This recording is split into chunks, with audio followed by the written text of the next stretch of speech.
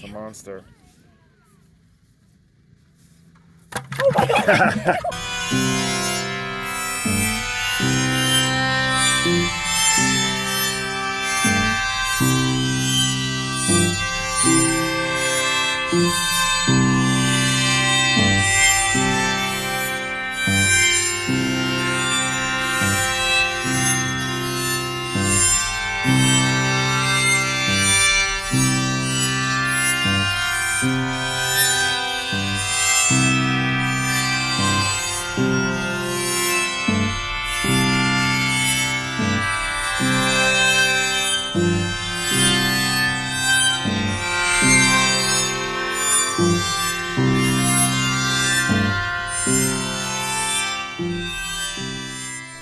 Vinyl community, it's your pal, Dom, seeking a thread. Feels like it's been forever since I did like a proper sort of update, and in this case, the ongoing series I started this year, Vinyl Absorption, in which I highlight 10 to 12 records and talk very, very intelligently about them. No, these are records that I've listened to 3, 4, 5 times, and really wanted to sort of like enjoy them and process them, and then file them, which is actually traditionally, religiously what I do after these videos. This is like their moment in the sun, and then they get filed, because everything's got to get filed eventually.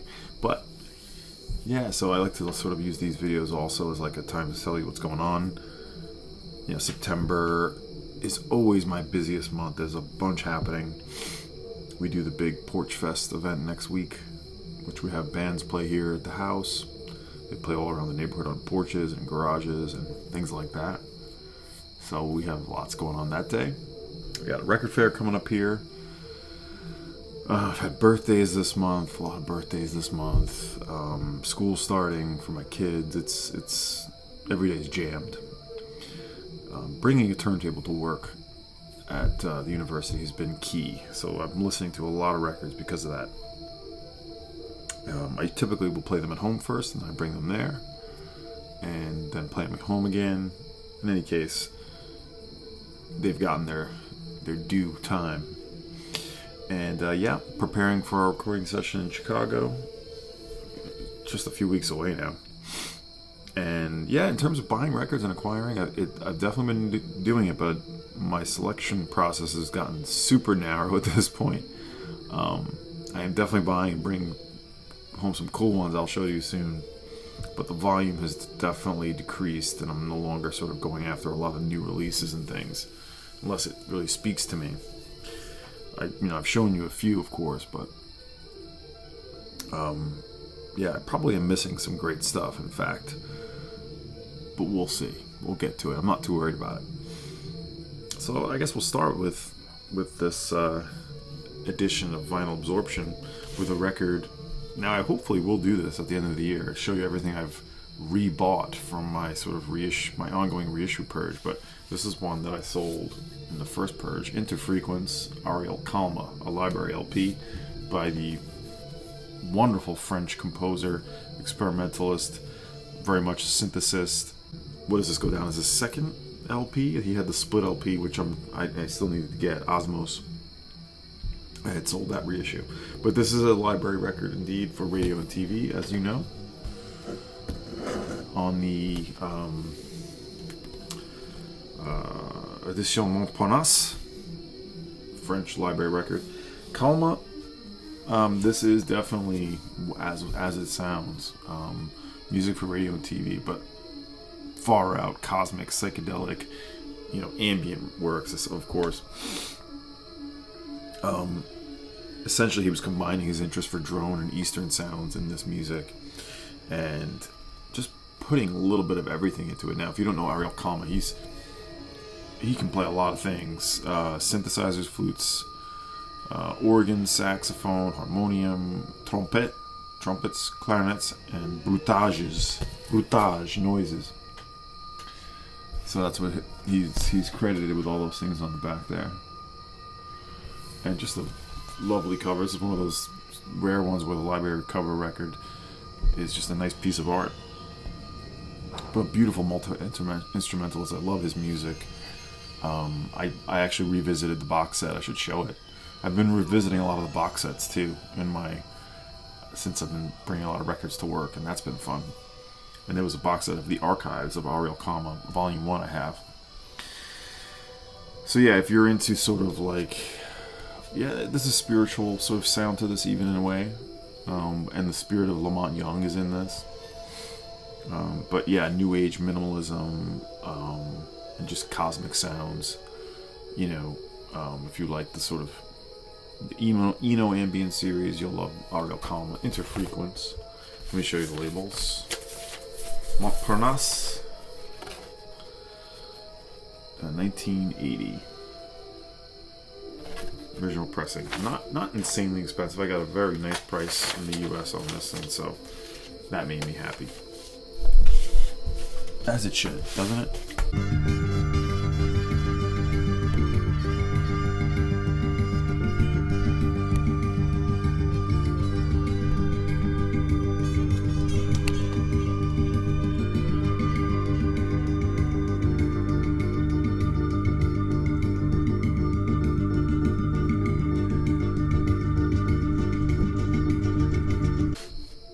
Next record. Oh, I'm watching a Dylan video.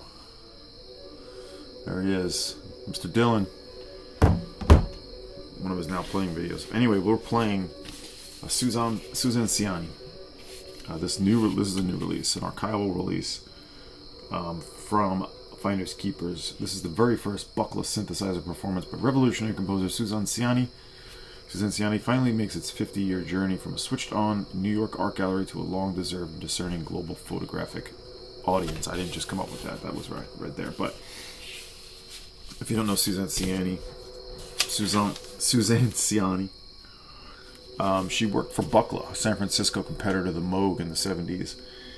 And she was essentially doing demonstrations of this technology, of this instrument. This came out in 2016 from Finders Keepers, and I just also got this. I did not get this then, so they repressed this.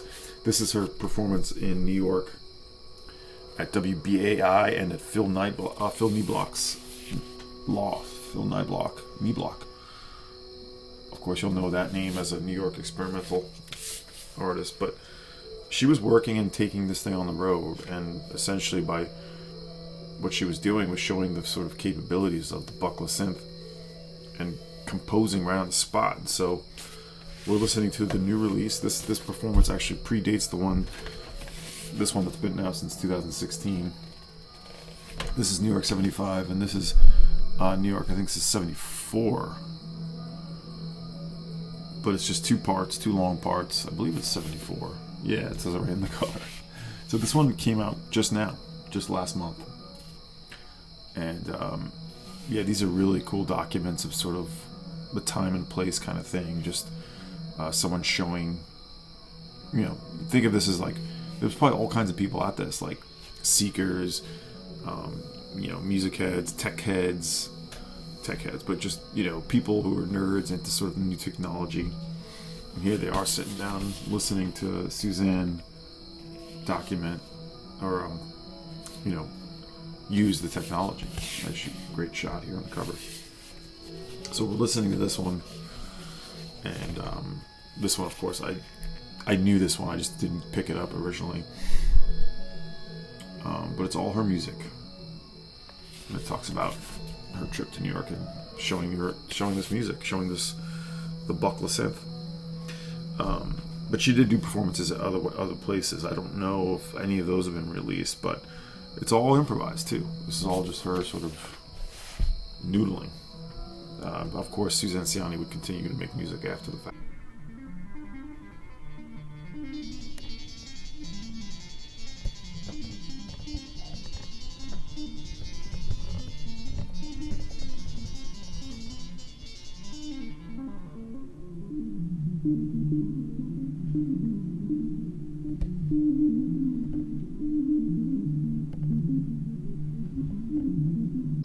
Alright, next one. Now I have some heavy duty pieces in this one. This is Spacebox, and this was given to me by Chris Cole. when he sent me the records he wanted to send to Fred over in Australia, we combined all the records in one box and we sent them on to Fred. Well, Chris, being just the mensch that he is, included one for me. So this one I pulled aside. Spacebox, Kick Up.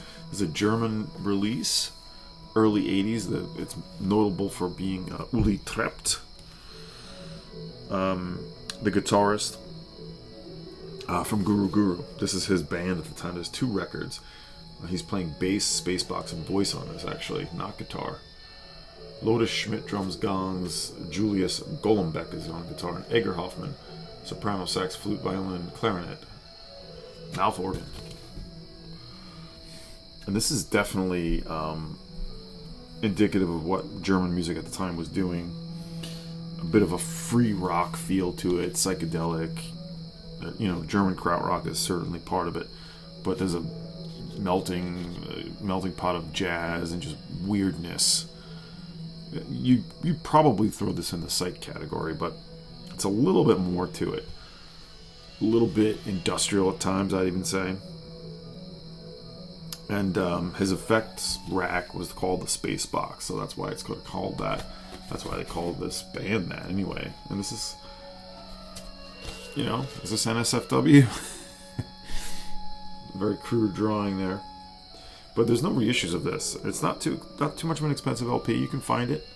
But it was sweet to Chris to throw this one in there.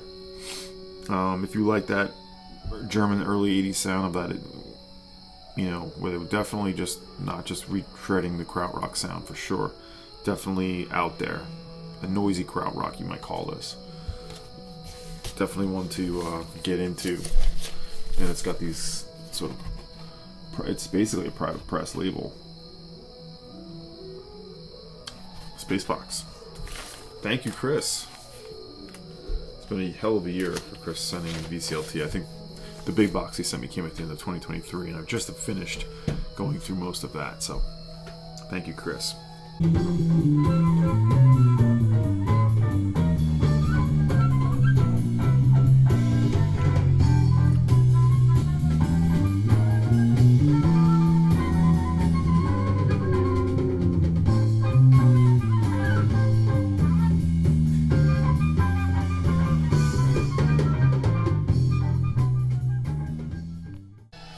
Here's a heavy-duty piece, and one that was on my 2023 targeted list of 23 records that I was finally able to track down. This made my top 100 psychedelic records, that list I did, video series I did, which was quite long and but fun and time-consuming, but fun. This is the Japanese Avant Garde band, Brast Burn. Debon. This is the original Japanese pressing.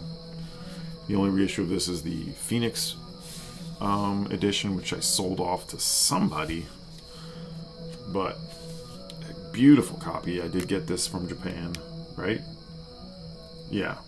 Good price. Really good price because I had to jump. I don't know if this even had an OB. Did it have an OB? I don't know. It probably did. Most records in Japan did. But was it universal? Someone tell me a comment. I'm sure there wasn't.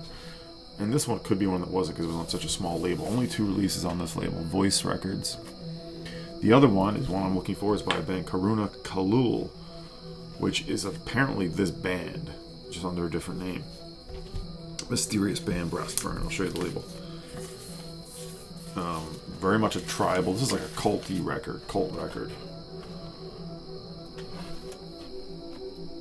And it's certainly experimental psych. Drone. There's, sort of, you might call it aimless. I call it sort of searching for something, but a lot of synth that's sort of creepy, a creepy sound to this, a sort of late night campfire feel to this. Tribal free psych and drone is the best way I can put this. It's on the Nurse with Whom list, so you get to check that box off. But it's just that kind of thing that it's technically a psychedelic record, but if you're more into sort of like stuff that truly feels like, out there and not part of psychedelic rock, but something that's indeed mind expanding. This is one of them. There's vocal drones on this where they just sort of repeat sort of same patterns, chanting, lots of sort of like damaged ambient sound. Really an immersive listen. This is crude drawing in the back, but really happy to get this. Oh right, it almost sounds a bit like a Japanese Faust, the German Faust. It has a krautrock influence, perhaps unintentionally so. I don't think they were listening to those bands, but really cool record. I'm really happy to have this original pressing. Really treasure this one. Brast Burn, Debon. I'll even link to the episode where I put this in my list. At that time I had the reissue.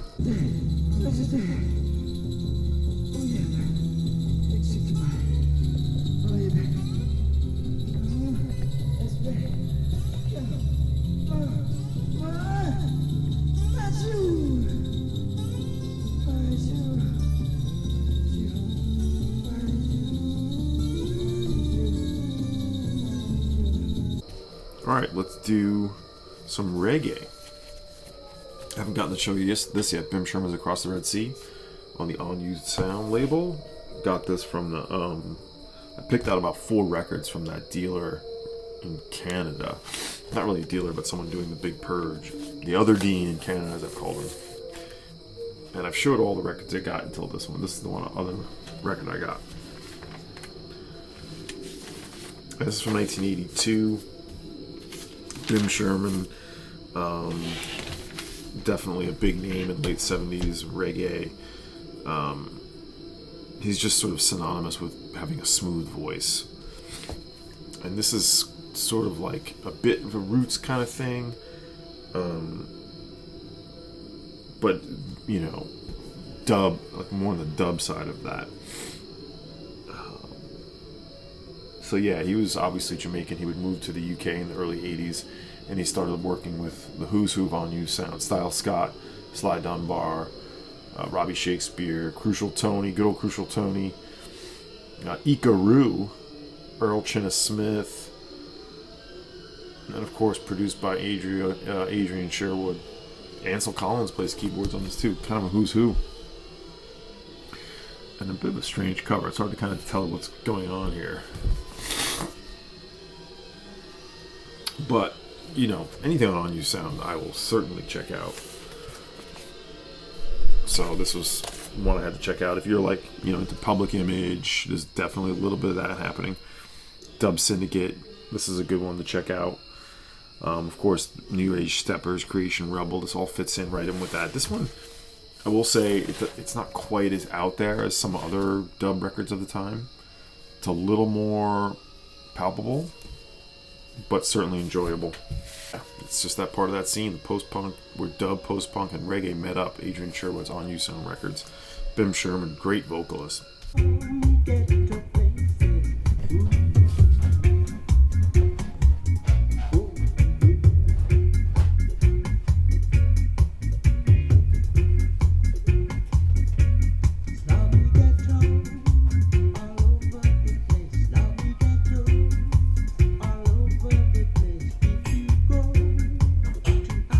This one is quite trippy. Scientist with Prince Jammie.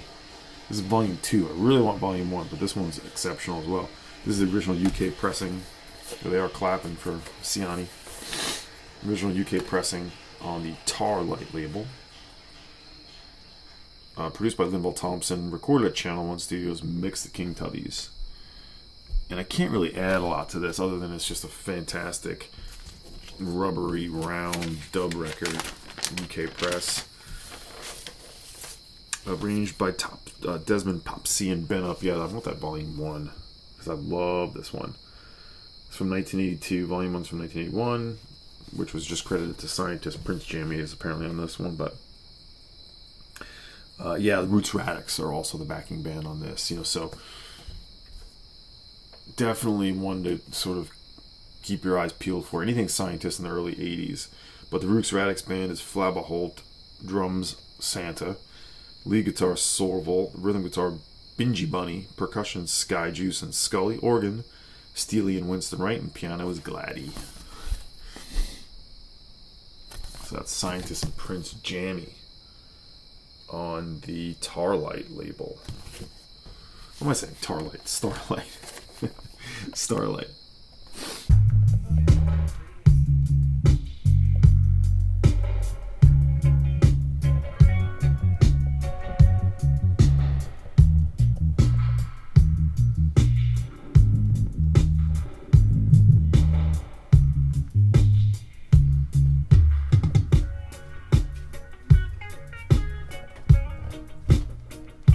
Alright, we're going to flip the record. We're going to talk about the record that I'm going to play when I flip it. When I change it, I should say. Alright, so a little interlude of indie before I get to the jazz records. There's some awesome jazz records too. This next one is a band I talked briefly about. They were a part of the Bliss Out series on Darla. This is Bright. We are listening to Bright. One of their few LPs that are on vinyl, a lot are on CD. Oops. So here's the record. This is called Full Negative with Breaks, and it's got a bonus 12-inch, I think, that's on Coke Bottle Clear, and it comes with everything on CD. This one I got is dead stock from Bada Bing. Is it on Bada Bing? I'm pretty sure it is. Yes. This is from like 2002. I don't know if they still have dead stock copies of this, but you can still get it pretty cheap. This was like $10. They actually had to send me a replacement because the disc that's playing had all kinds of imperfections that were sounding. But Bright is from Boston, also based in New York. It's their second album, really merging a post-rock, ambient, sort of shoegaze sound. But this is the kind of like guitar band I love. It's like melodic, but sort of far out there. Mainly instrumental, I think. There's some vocals, if I have that right. But yeah, very much a modern space rock band. And of course, the way they were on the Bliss Out series had me interested. And they do this thing where they build the sounds, the songs constantly are in this building state. So we're listening to the first side of the double album. The bonus vinyl only CD EP is included. That was actually a different thing, actually. It's called the Miller Fantasies. See if you can find this. I highly recommend it. It shouldn't be too expensive, but it might be, they're no longer selling dead stock copies, so I have to re-glue the bottom. It came apart, but it is Bright, Full Negative or Breaks. Cheap heat? Yeah, sure, why not? Alright, into the jazz. And this next one has been one of my favorite jazz records this year. I think this would rank up there as just one of my favorite jazz albums. I found this in Utica at this store called Reimagine Records. Jazz section is not deep at all, but this stood out to me, and I hadn't heard of it. Didn't know it. Jackie McLean and Michael Carvin. Of course I knew Jackie McLean, but I didn't know this record. This is the Inner City pressing of 1976. It's originally on the Danish Steeplechase from 1975, which is definitely much more expensive. This should be about a $15 to $20 album. Michael Carvin, you may know him with some of the people he's played with: Frank Lowe, Julius Hempel, Lonnie Liston Smith, Reggie Workman, Terry Masahino. But he's basically doing a spiritual jazz duo LP with this, and it is incredible what they do. They bring a ton of effort and a ton of instrumentation to this, and it's called Antiquity. Okay, here's the Inner City labels. There's a purple and a blue version of this, and like I said, the Danish Steeplechase is like a white cover. But yeah, of all the Steeplechase I've heard, this would be up there, like top 5. The song at the end, Di Comolia, is exceptional. It's like the drumming is really propulsive, and the vocal chanting they're doing is great. And you can see Jackie McLean is obviously he's alto sax, but he's also doing tempo blocks, bells, bamboo flute, voices, kalimba, piano, percussion. Carvin, drums, tempo blocks, cell, bells, also bamboo flute, voices, kalimba, and percussion. So they're basically trading off with a lot of the same instruments. it gives you a good idea of where this goes, and it is fiery and really good. I mean, if you didn't know when you played this, you'd be like, that's got to be like a $400 private press spiritual record, but no, this was a $20 record in Utica, and maybe $15, $20 if you want that steeplechase version. It's going to run you some more, but awesome, really awesome. Recorded August 16th, 1974 in Denmark. Yeah, it looks like it anyway. There's a great write-up here, which I haven't read yet. I got to do that, but I highly recommend this album. Jackie McLean, Michael Carvin, Antiquity.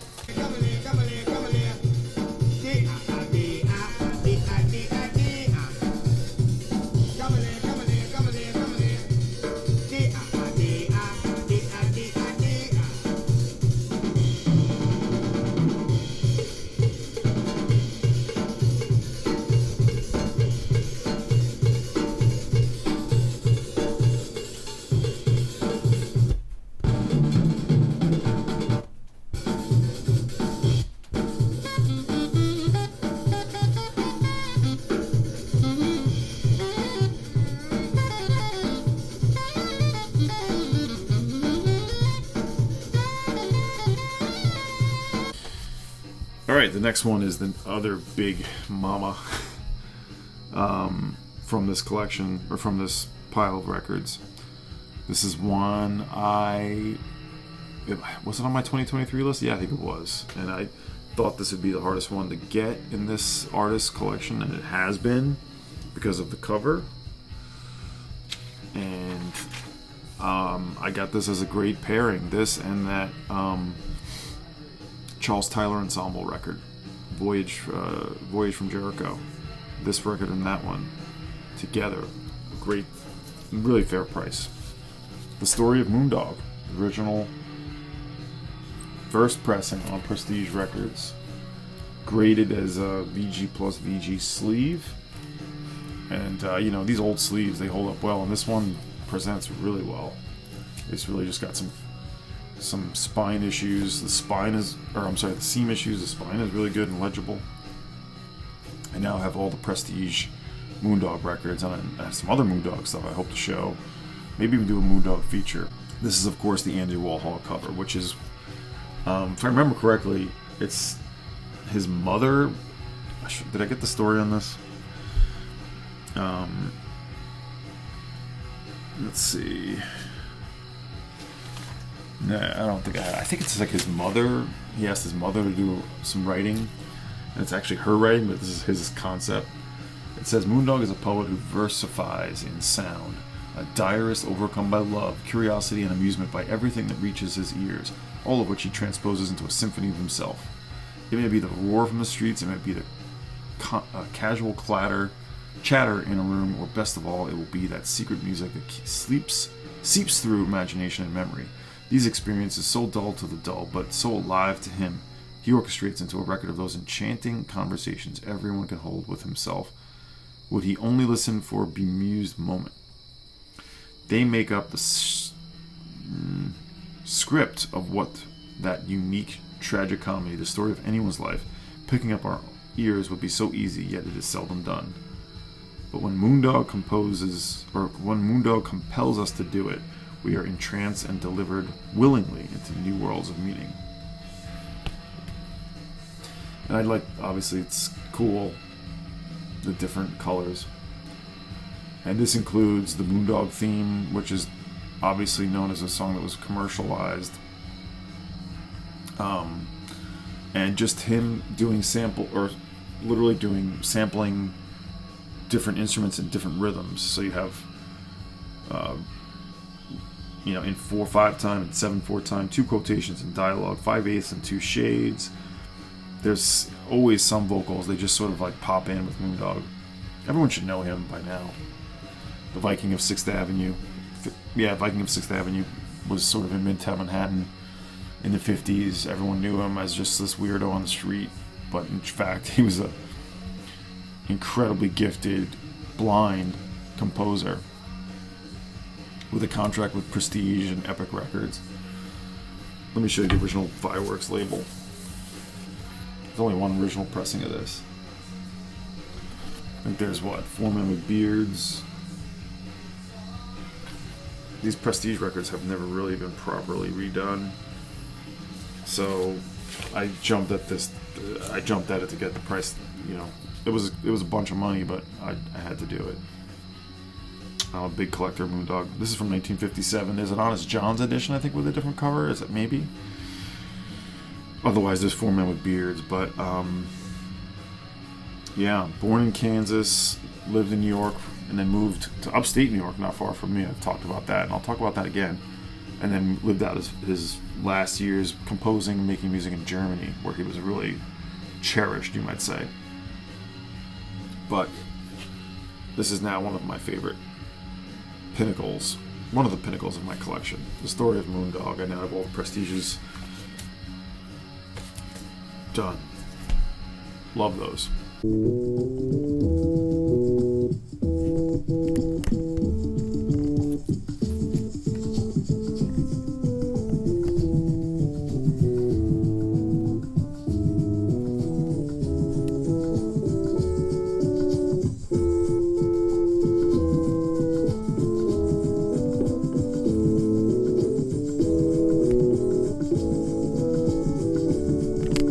Alright, a couple more. This is the Boom Repercussion, the Percussion Ensemble, the live recording of some of the music from that incredibly rare Strata East record. All percussionists, led by Max Roach. There they are on the back. Max Roach, Roy Brooks, Joe Chambers, Omar Clay, Warren Smith, Freddie Waits. Yeah, obviously, who's who of, you know, cutting edge percussionists. These are 2 Joe Chambers compositions, by the way. This does not include the OB, but it's on the Japanese Baystate. This is the original pressing, Japanese pressing. Here it is. Awesome record. I'll never get that Strata East record.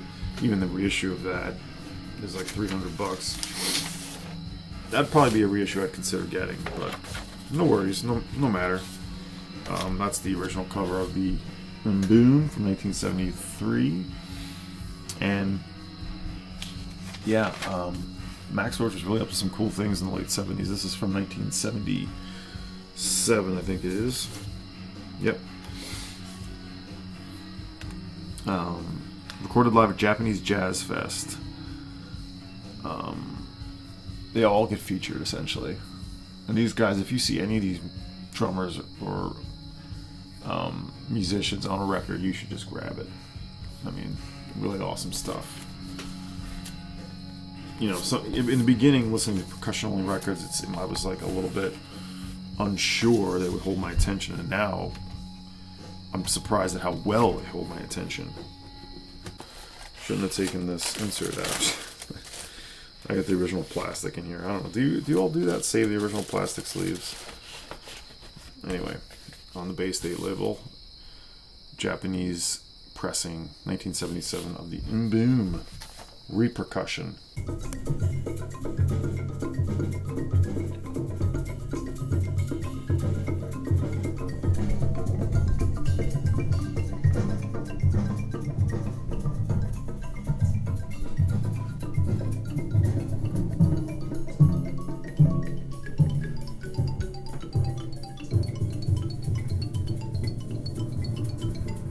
Finish with a jazz classic. I got this at the last Ithaca book sale where they have records. This was in this sort of rare room, which is basically not really rare. It's all the stuff that they don't charge like $3 for, because that's what the price of all the records is on the first day. But they always definitely find things that they price for some ridiculously stupid amounts, and then others surprisingly. Like that's where I found that Pharoah Sanders Isofo Sam on Strata East for like, it was $40. It was priced at $40, so that was a great price. This was $30, and now that's a really good price. The price on this has really gone up. I think it used to be regularly a $30, $40 record, so it's gone up. This is a beautiful copy. The first album by Lonnie Liston Smith's Cosmic Brotherhood. This is essentially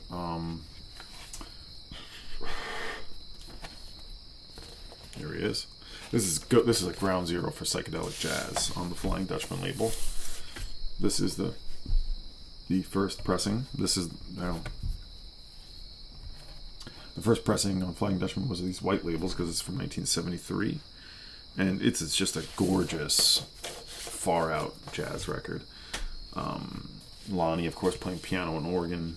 Previously, he was with Pharoah Sanders, Gato Barbieri, Roland Kirk, Max Roach. And this is him stepping out on his own and really sort of venturing into this idea of cosmic jazz. And you really get lost in this. It's a very beautiful, free, fusion-y. On this, you have, well, Cecil McBee. There you go. On bass. Lonnie on piano and electric piano. David Lee Jr. drums. You have Badal Roy on this, tabla on this. Sonny Morgan conga and percussion. James Mtume, that's right, Mtume on conga and percussion as well. We have tambura from Gaeta Vashi. George Barron, soprano and tenor sax, and Joe Beck, guitar. Yeah, the guitar on this is beautiful. This is one I hope to just get for the right price. I didn't want to pay too much for it, and so to get this at the library sale was fun.